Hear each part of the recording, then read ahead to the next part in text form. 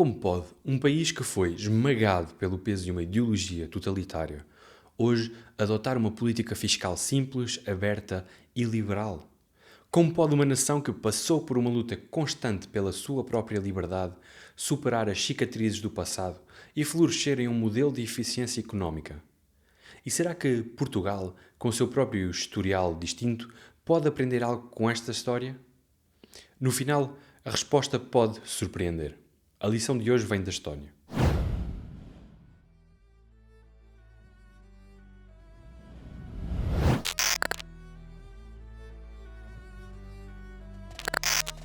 A Estónia, como tantos outros países do leste europeu, sofreu em carne própria as feridas da ocupação e das potências externas que disputavam o seu destino. A sua luta pela independência foi marcada por um constante vai e vem, 3 passos à frente, 4 para trás. Cada conquista parecia ser seguida de uma perda ainda mais dolorosa. A Revolução Russa de 1917 trouxe uma onda de caos e incerteza, mas também abriu a oportunidade para a Estónia declarar a sua independência em fevereiro de 1918. No entanto, a euforia foi curta, mal a Estónia se proclamou como um Estado soberano, foi ocupada pelos russos em questão de meses.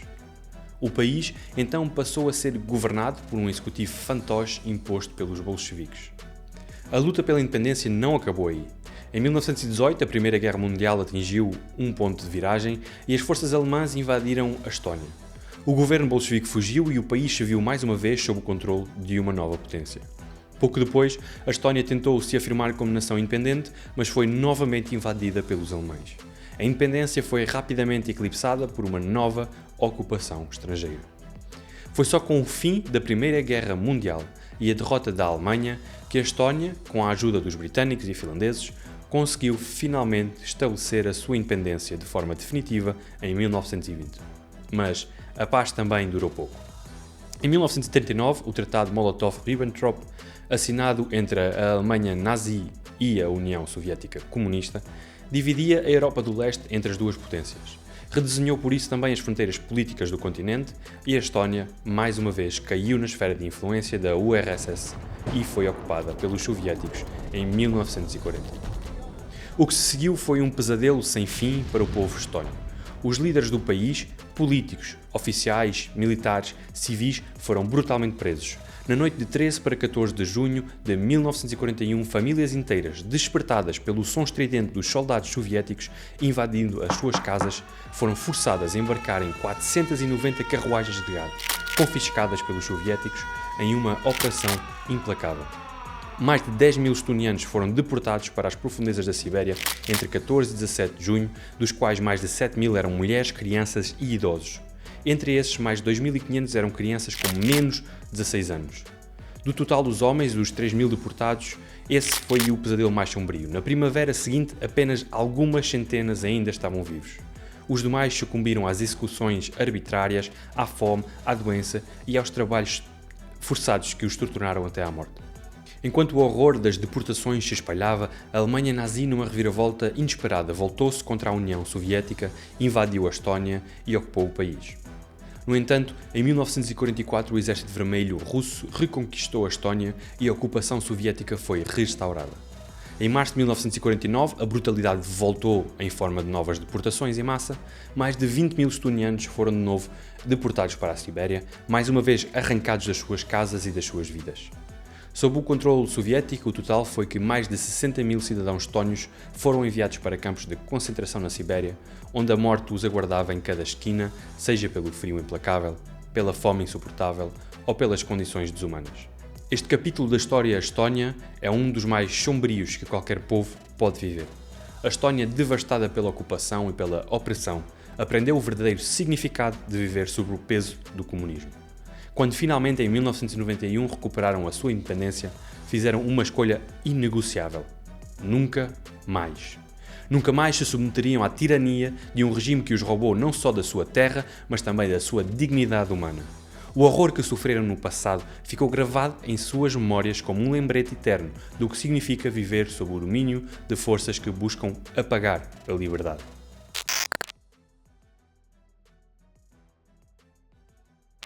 A modernização do Estado estónio não foi apenas uma reforma administrativa, foi uma reconstrução mesmo civilizacional. Quando o comunismo caiu e a União Soviética se desfez, a Estónia estava em ruínas, um país pequeno, pobre e esquecido, sem recursos naturais, sem capital e sem qualquer poder geopolítico. Mas esse vazio foi precisamente o que acabou por se tornar a sua maior vantagem. Em vez de tentar restaurar o Estado que herdara do regime soviético, o povo estónio decidiu construir um novo tipo de Estado. Um Estado leve, racional, eficiente, desenhado para servir o cidadão e não para o dominar. E essa decisão foi tomada com uma clareza que ainda hoje impressiona. Tudo o que puder ser feito digitalmente será feito digitalmente. Por isso, desde 2002, todos os cidadãos estónios possuem uma identidade digital obrigatória. Com um único cartão de cidadão eletrónico podem autenticar-se e assinar documentos online com um pleno valor jurídico. O Estado não é uma fila de espera nem um balcão de carimbos, é um sistema. Um sistema em que vender um carro demora menos de 15 minutos, declarar impostos demora 5 e votar demora apenas 90 segundos. Esta transformação não se limitou a criar eficiência, transformou o próprio conceito de cidadania. A relação entre o Estado e o cidadão passou a ser mediada pela confiança digital. E é aqui que reside uma das maiores diferenças em relação a países como Portugal. Na Estónia, o Estado é confiável porque é transparente, é auditável. Em Portugal, desconfia-se dele precisamente porque não o é. O coração dessa revolução digital chama-se X-Road, uma infraestrutura digital que liga todas as bases de dados do país, da saúde às finanças, da educação à justiça, garantindo que cada instituição pública pode aceder à informação de que precisa sem duplicar registros ou exigir novamente ao cidadão dados que o Estado já possui. A lei proíbe mesmo a criação de bases de dados redundantes. A informação é única e pertence ao cidadão, não ao burocrata. O resultado é um Estado coerente em que a máquina administrativa se comporta como um organismo vivo, ágil, sincronizado, eficiente. Portugal possui algo vagamente comparável à plataforma IAP, mas a diferença é abissal. Enquanto o sistema português ainda se limita ao setor público e sofre de fragmentação e redundância, o sistema estónio comunica também com entidades privadas, criando um único verdadeiro ecossistema digital que integra governo, empresas e cidadãos no mesmo fluxo de dados. Curiosamente, a viragem tecnológica não veio apenas do Estado. Nos primeiros anos do século XXI, quando a maioria da população ainda não tinha computador nem acesso à internet, foi o setor privado, ironicamente o mesmo que em Portugal é visto com desconfiança, que deu o passo decisivo. 2 bancos e 2 empresas de telecomunicações uniram-se no projeto Tigerleap, investindo 40 milhões de coroas estonianas, o que equivale hoje, no dia de hoje, a quase 4 milhões de euros, para ensinar 10% da população a utilizar a internet. O número de pontos de acesso público à rede mais do que triplicou em 3 anos. Os bancos foram decisivos, tornaram o uso da identidade digital um requisito natural para aceder aos serviços financeiros e, assim, criaram um incentivo que o Estado sozinho nunca conseguiria gerar. É uma ironia histórica notável. O país que viveu sob o comunismo confiou no setor privado para libertar o seu Estado da burocracia. O país que se diz liberal, como Portugal, continua a tratar esse mesmo setor como o seu inimigo. Hoje a Estónia tem uma das administrações públicas mais enxutas da Europa, apenas cerca de 28 mil funcionários administrativos, o equivalente a 2% da população, gerem o funcionamento diário do Estado. Em Portugal, esse número ultrapassa os 400 mil, ou cerca de 3,8% da população, quase o dobro. Mas a diferença mais importante não está na quantidade, está na filosofia. A Estónia provou que a eficiência do Estado não depende da sua dimensão, mas da sua estrutura. Um Estado pequeno pode ser forte se for inteligente. Um Estado grande pode ser fraco se for ineficiente. O segredo estónio não foi despedir pessoas, foi automatizar tarefas. Segundo o próprio governo estónio, cerca de 2% do PIB é poupado anualmente graças à sua infraestrutura digital e já foram poupados mais de 800 anos de trabalho, tanto no setor público como no setor privado, devido à digitalização. Devo admitir que, por princípio, sempre fui crítico da ideia de uma identidade digital. Vejo nela um potencial risco para a privacidade, uma ferramenta que, nas mãos erradas, pode transformar-se em instrumento de controle. No entanto, o caso estónio obriga-me a ponderar. O que ali se construiu não é um regime de vigilância, mas um modelo de confiança. O cidadão controla os seus dados, sabe quem acedeu à sua informação e sabe também porquê. É um sistema que funciona porque há limites claros, leis eficazes e uma cultura política de transparência. É por isso que, embora mantenha ainda reservas quanto à ideia de um ID digital universal, reconheço que talvez o problema não seja a tecnologia em si, mas a natureza de quem a implementa. Na Estónia, a digitalização liberou o cidadão, em Portugal, temo que o prenderia. A Estónia é, portanto, o exemplo de como um Estado pode ser simultaneamente mínimo e eficaz, tecnológico e humano. Um país que partiu da ruína e construiu um modelo administrativo admirado por todo o mundo. Um povo que, tendo conhecido o peso do totalitarismo, compreendeu que o poder deve ser vigiado e que a liberdade precisa de ser protegida não com slogans, mas com sistemas.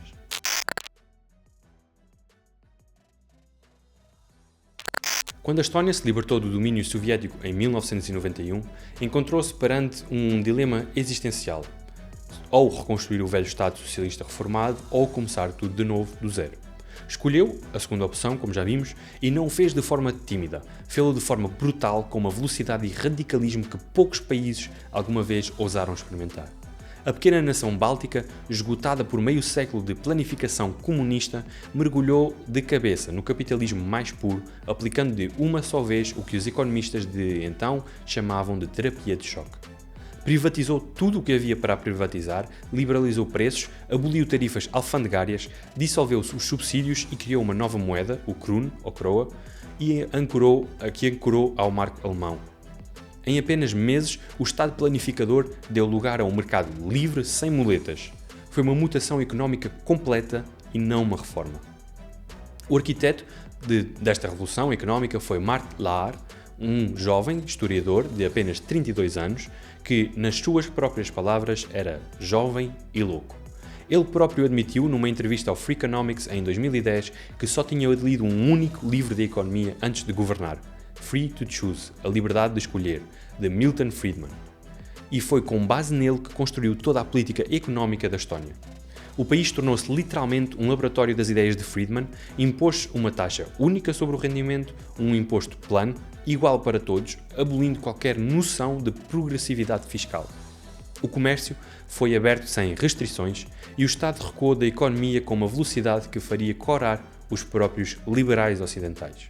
Os primeiros anos foram de sofrimento extremo. A inflação atingiu 1000% em 1992, a produção industrial caiu 62% e o PIB desabou 38% entre 1989 e 1995. Pensões e salários foram cortados, a despesa pública caiu 25% num só ano.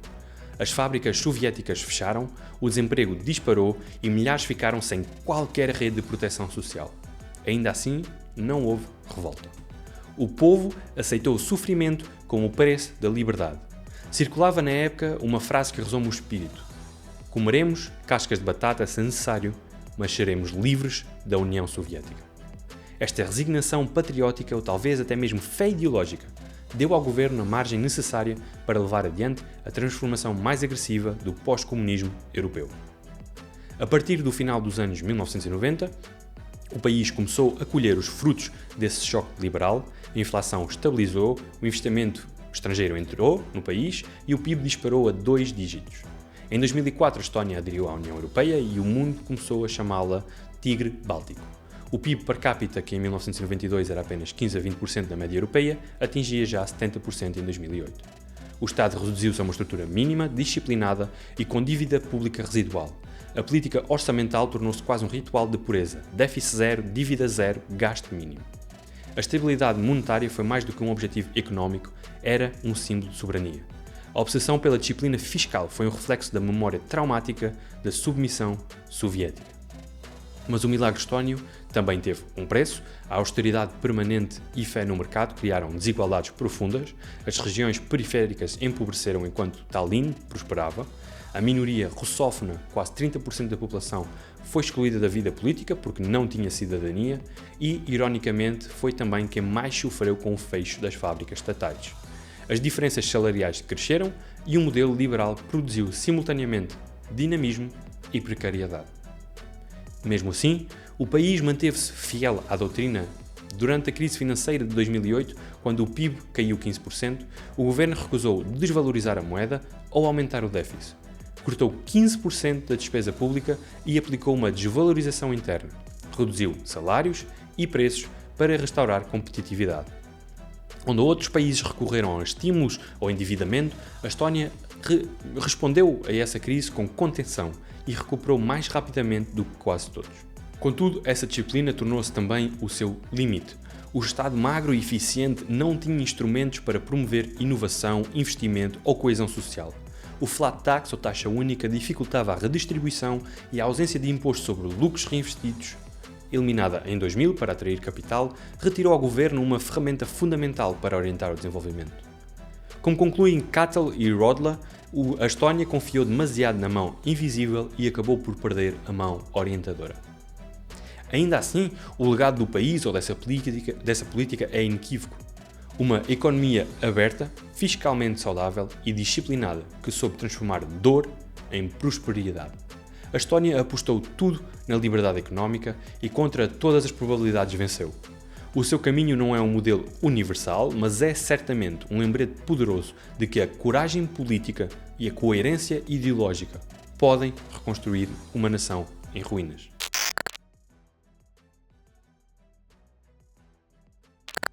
Há algo de profundamente revelador na comparação entre Portugal e a Estónia. Dois países pequenos, periféricos e historicamente sujeitos à influência de potências externas.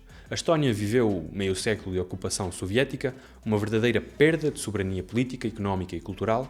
Portugal, por sua vez, viveu as suas próprias formas de dependência. Da tutela britânica durante o século XIX, à submissão financeira às instituições internacionais, nos vastos pedidos de resgate, como por exemplo 1977, 83, 2011. Ambos conheceram o peso da limitação da sua autonomia.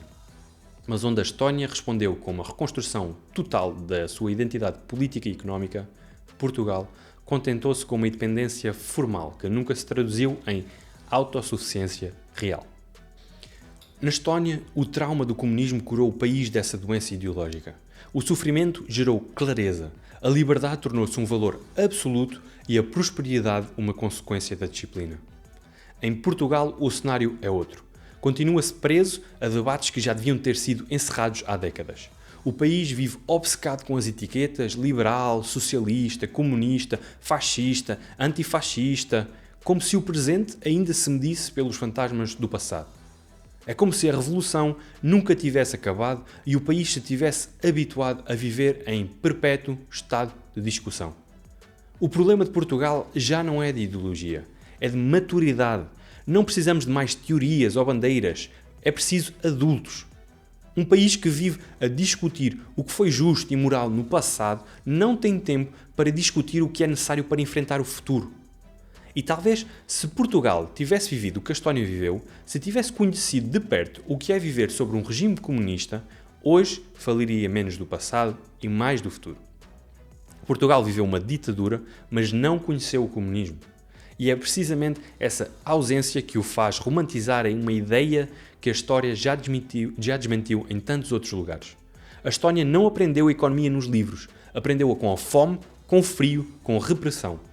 E quando finalmente recuperou a liberdade, soube usá-la.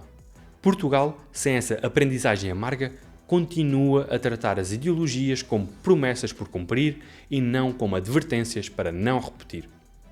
O resultado está por isso à vista. Os números contam a história que a retórica esconde. Em 1995, a Estónia era um país pobre com um PIB per capita em paridade de poder de compra equivalente a apenas 36% da média europeia, enquanto Portugal já estava perto dos 80%. Hoje, 3 décadas depois, a Estónia atingiu 80% e Portugal continua no mesmo lugar. Eles subiram, nós paramos. Enquanto a Estónia convergiu, Portugal estagnou. O gráfico da convergência é um espelho cruel. O país que começou em ruínas apanhou o país que começou consolidado. A diferença entre ambos não está no ponto de partida, mas na coragem de mudar. Na Estónia, o Estado é pequeno, mas confiável. Em Portugal é grande, mas desconfiável. Lá o cidadão confia que o governo sabe o que faz. Em Portugal, o cidadão teme que o governo volte a falhar. Lá a digitalização é libertadora, porque a confiança é sólida. Em Portugal, seria opressiva, porque a confiança é frágil. O problema português nunca foi técnico, é moral. A incapacidade de acreditar que o poder pode ser exercido com competência e limites. Enquanto o estónio vê no Estado um instrumento, o português vê nele um obstáculo. Essa diferença de percepção é em si mesma uma forma de atraso e não é de maneira nenhuma culpa de ninguém a não ser da fossilização institucional do Estado em Portugal. Mas talvez a lição mais importante que a Estónia oferece a Portugal seja esta. Em tempos de crise é quando as ideias ousadas e a coragem política se tornam não apenas possíveis, mas necessárias. Quando tudo parece perdido, quando o país está à beira do colapso, é um momento em que surge a oportunidade de fazer o que antes parecia impensável. Foi assim em 1991 para a Estónia, que estava falida, sem moeda, sem indústria, sem futuro. E ainda assim escolheu agir. Mart Laar resumiu esse espírito numa frase que define toda uma geração. Eu tinha 32 anos. Eu era jovem e louco, não sabia o que era possível e o que não era, por isso fiz o impossível. Foi essa loucura lúcida, essa mistura de ingenuidade e coragem que salvou a Estónia da irrelevância. E é precisamente essa coragem que falta hoje a Portugal. Portugal não precisa de copiar a Estónia, mas precisa de reaprender a arriscar. Precisa de deixar de temer a mudança e de perceber que a estabilidade não é sinónimo de progresso. Um país não se reforma por decreto, reforma-se por decisão.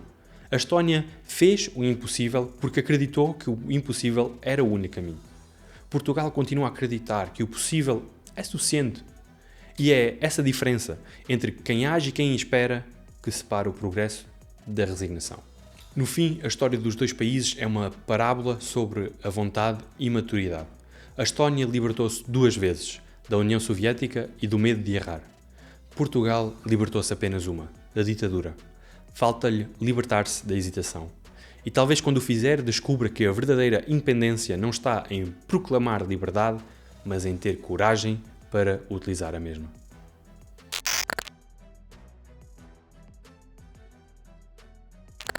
Ora, qual é a tua opinião sobre o assunto? O que viste ou o que aprendeste de novo sobre a Estónia? O que achas que Portugal pode aplicar em si mesmo? Que lições achas que Portugal pode tirar? E onde é que Portugal deve mudar para, como a Estónia, não ter medo de progredir e ter aquela vontade de avançar no tempo?